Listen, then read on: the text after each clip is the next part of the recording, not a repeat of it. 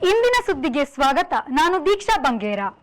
ಕೇರಳದಲ್ಲಿ ಕುಸಿದಿರುವ ಮತ ಪ್ರಮಾಣ 7 ಹಂತಗಳ ಭಾರತದ 18ನೇ ಲೋಕಸಭೆಗೆ ನಡೆಯುತ್ತಿರುವ ಚುನಾವಣೆಯಲ್ಲಿ 2ನೇ ಹಂತದ ಮತದಾನ ನಡೆದು ಮುಗಿದಿದೆ. ಕೆಲವು ಸಣ್ಣ ಪುಟ್ಟ ಮರಿಗಲಾಟೆಗಳು ಬಿಟ್ಟರೆ ದೇಶದ ಎಲ್ಲ ಕಡೆ ಶಾಂತಿಯುತವಾಗಿ ಮತದಾನ ನಡೆದಿದೆ. 2ನೇ ಹಂತದಲ್ಲಿ 89 ಲೋಕಸಭಾ ಕ್ಷೇತ್ರಗಳಿಗೆ ಮತದಾನ ನಡೆಯಬೇಕಿತ್ತು. ಆದರೆ ಮಧ್ಯಪ್ರದೇಶದ ಬೆತುಲ್ ಕ್ಷೇತ್ರದಲ್ಲಿ ಸ್ಪರ್ಧಿಸಿದ್ದ ಬಹುಜನ ಸಮಾಜದ ಪಕ್ಷದ ಅಭ್ಯರ್ಥಿ ಮರಣಿಸಿದ್ದರಿಂದ ಅಲ್ಲಿದ್ದ ಚುನಾವಣೆಯನ್ನು 3ನೇ ಹಂತದ ಏಪ್ರಿಲ್ 7ಕ್ಕೆ ಮುಂದೂಡಲಾಗಿದೆ. ಅಂತಿರಲು 2ನೇ ಹಂತದ ಮತದಾನದಲ್ಲಿ 88 ಲೋಕಸಭಾ ಕ್ಷೇತ್ರಗಳಿಗೆ ಮಾತ್ರ ಮತದಾನ ನಡೆಯಿತು. ಒಟ್ಟಾರೆ ಈ ಹಂತದಲ್ಲಿ 64% ಮತದಾನ ಆಗಿದೆ. ಚುನಾವಣಾ ಆಯೋಗವು ಹಾಕಿಕೊಂಡಿದ್ದ 72% ಗುರಿ ಮುಟ್ಟಲು ಸಾಧ್ಯವಾಗಿಲ್ಲ. ಈ ಹಂತದಲ್ಲಿ ತ್ರಿಪುರಾದ ಒಂದು ಕ್ಷೇತ್ರಕ್ಕೆ ನಡೆದ ಚುನಾವಣೆಯಲ್ಲಿ ಅತಿ ಹೆಚ್ಚು 79.46% ಮತದಾನ ಆಗಿದೆ. ದುರಾಡಳಿತಕ್ಕೆ ಹೆಸರಾದ ಉತ್ತರ ಪ್ರದೇಶದಲ್ಲಿ ಅತಿ ಕಡಿಮೆ 54.85% ಮತದಾನ ನಡೆದಿದೆ.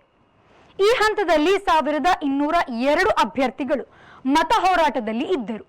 ಅವರೆಲ್ಲರ ಸೋಲು ಗೆಲುವಿನ ಭವಿಷ್ಯ ಈಗ ಭದ್ರತೆಯ ಕೋಣೆ ಎಂಬ ಕತ್ತಲೆ ಕೋಣೆಯಲ್ಲಿ ಬಂದಿಯಾಗಿದೆ. ಇಷ್ಟೆಲ್ಲ ಸ್ಪರ್ಧಿಗಳಿದ್ದರೂ 186 ಸ್ಪರ್ಧಿಗಳ ನಡುವೆ ಮಾತ್ರ ಪೈಪೋಟಿ ಇದೆ ಎಂದು ಹೇಳಲಾಗಿದೆ. ಮಣಿಪಾಲವು ಸೇರಿ ಕೆಲವು ಕಡೆ ಕೆಲವರ ಮತವನ್ನು ಬೇರೆಯವರು ಬಂದು ಚಲಾಯಿಸಿರುವುದು ಕಂಡುಬಂದಿದೆ. ಕೆಲವೆಡೆ ಒಂದಿಷ್ಟು ಹಿಂಸಾಚಾರವು ನಡೆದಿದೆ. ಈ ಹಂತದಲ್ಲಿ ಅತಿ ಹೆಚ್ಚು ಕ್ಷೇತ್ರಗಳ ಚುನಾವಣೆ ನಡೆದುದು ಕೇರಳದ 20 ಲೋಕಸಭಾ ಕ್ಷೇತ್ರಕ್ಕೆ. ಈ ರಾಜ್ಯದಲ್ಲಿ ಇರುವ 20 ಕ್ಷೇತ್ರಗಳಿಗೂ ಒಂದೇ ಹಂತದಲ್ಲಿ ಮತದಾನ ನಡೆದಿದೆ. ಕೇರಳದಲ್ಲಿ ಈ ಬಾರಿ ಕಡಿಮೆ ಮತದಾನ ಆಗಿದೆ. 69.04% ಮತದಾನ ಆಗಿದೆ.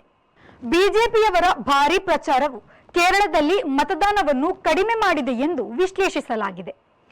2019ರ ಲೋಕಸಭಾ ಚುನಾವಣೆಯಲ್ಲಿ ಕೇರಳದಲ್ಲಿ 77.84% ಮತದಾನ ನಡೆದಿತ್ತು. ಕೇರಳ ಬಿಟ್ಟರೆ ದೇಶದ 2ನೇ ಹಂತದ ರಾಜ್ಯದ ಮೊದಲ ಹಂತದ ಚುನಾವಣೆ ನಡೆದ ಕರ್ನಾಟಕದಲ್ಲಿ 14 ಲೋಕಸಭಾ ಕ್ಷೇತ್ರಗಳಿಗೆ ಮತದಾನ ನಡೆದಿದೆ.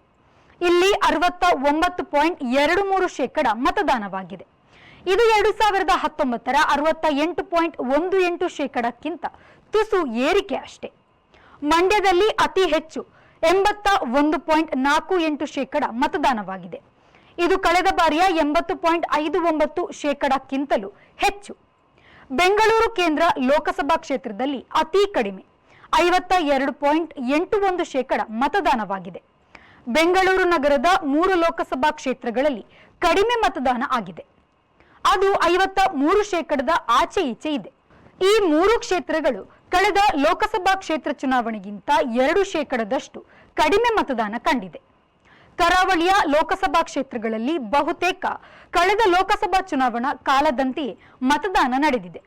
ಮಂಗಳೂರು ಲೋಕಸಭಾ ಕ್ಷೇತ್ರದಲ್ಲಿ 2019ರಲ್ಲಿ 77.99% ಮತದಾನ ನಡೆದಿತ್ತು. ಈ ಬಾರಿ ತುಸು ಕುಸಿದು 77.43% ಮತದಾನವಾಗಿದೆ. ಉಡುಪಿ ಚಿಕ್ಕಮಗಳೂರು ಲೋಕಸಭಾ ಕ್ಷೇತ್ರದಲ್ಲಿ ಕಳೆದ ಬಾರಿ 76.07% ಮತದಾನವಾಗಿದ್ದರೆ ಈ ಬಾರಿ 76.06% ಮತದಾನವಾಗಿದೆ. ದೇಶದ 2ನೇ ಹಂತದಲ್ಲಿ ಅತಿ ಹೆಚ್ಚು ಎಂದರೆ 25ರಲ್ಲಿ 13 ಲೋಕಸಭಾ ಕ್ಷೇತ್ರಗಳಿಗೆ ಮತದಾನ ನಡೆದ ರಾಜ್ಯವೆಂದರೆ ರಾಜಸ್ಥಾನ. ಆ ರಾಜ್ಯದಲ್ಲಿ 72% ಮತದಾನ ಆಗಿರುವುದು ವರದಿಯಾಗಿದೆ. 13 ರಾಜ್ಯ ಮತ್ತು ಕೇಂದ್ರಾಡಳಿತ ಪ್ರದೇಶಗಳ ಒಟ್ಟು 88 ಲೋಕಸಭಾ ಕ್ಷೇತ್ರಗಳಿಗೆ ಮತದಾನ ಆಗಿದೆ. ಉಳಿದಂತೆ ಬಿಹಾರದಲ್ಲಿ ಕೂಡ ಈ ಬಾರಿ ಕಡಿಮೆ ಮತದಾನವಾಗಿದೆ. ಮಹಾರಾಷ್ಟ್ರ ಮತ್ತು ಪಡುವಣ ಬಂಗಾಳದಲ್ಲಿ ಬಿರುಸಿನ ಮತದಾನ ಗಮನಾರ್ಹವಾಗಿ ನಡೆದಿದೆ. ಛತ್ತೀಸ್ಗಢದಲ್ಲಿ ಗಮನಾರ್ಹ ಪ್ರಗತಿ ಕಾಣಿಸಿಲ್ಲ. ತ್ರಿಪುರಾದಲ್ಲಿ ಅತಿ ಹೆಚ್ಚಿನ ಮತದಾನ ಆಗಿದ್ದರೂ ರಸ್ತೆ ಸಂಪರ್ಕ ಸರಿಪಡಿಸದ್ದಕ್ಕಾಗಿ ದಲಾಯಿ ಬುಡಕಟ್ಟು ಜನರು ಮತದಾನಕ್ಕೆ ಬಹಿಷ್ಕಾರ ಹಾಕಿದ್ದರು. 900 ಮತದಾರರಲ್ಲಿ ಒಬ್ಬರು ಕೂಡ ಮತ ಚಲಾಯಿಸಿಲ್ಲ. ಚಾಮರಾಜನಗರ ಜಿಲ್ಲೆಯ ಹನೂರಿನ ಇಡಿಂಗನತ್ತ ಗ್ರಾಮದಲ್ಲಿ ಇವಿಎಂ ಯಂತ್ರ ಮತ್ತು ಕುರ್ಚಿ ಮೇಜುಗಳನ್ನು ಒಡೆದು ಗ್ರಾಮಸ್ಥರು ಮತದಾನ ಬಹಿಷ್ಕಾರ ಹಾಕಿದರು.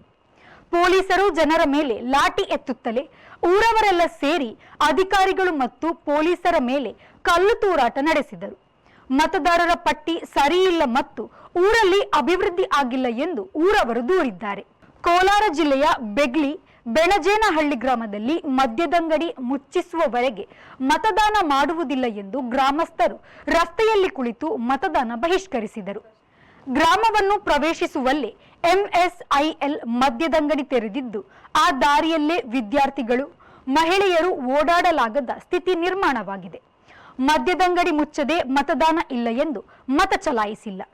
ಚಿತ್ರದುರ್ಗದ ಸಿದ್ದಾಪುರ ಮತಗಟ್ಟೆಯಲ್ಲೂ ಜನರು ಮತದಾನಕ್ಕೆ ಬಹಿಷ್ಕಾರ ಹಾಕಿದರು. ಹೀಗೆ ದೇಶದ ಕೆಲವು ಕಡೆ ಮತ ಬಹಿಷ್ಕಾರ ನಡೆಸಿದ್ದು ಕೂಡ ವರದಿಯಾಗಿದೆ. ಛತ್ತೀಸ್ಗಢದ ರಾಜಾನಂದಗಾವ್ನಲ್ಲಿ ಸ್ಪರ್ಧಿಸಿರುವ ಕಾಂಗ್ರೆಸ್ ಅಭ್ಯರ್ಥಿ ಮಾಜಿ ಮುಖ್ಯಮಂತ್ರಿ ಭೂಪೇಶ್ ಬಘೇಲ್ ಅವರು ಮತಯಂತ್ರದಲ್ಲಿ ತಮ್ಮ ಚಿಕ್ಕ ಹಾಗೂ ಮಾಸಿದ ಫೋಟೋ ಅಳವಡಿಸಲಾಗಿದೆ ಎಂದು ದೂರಿದರು.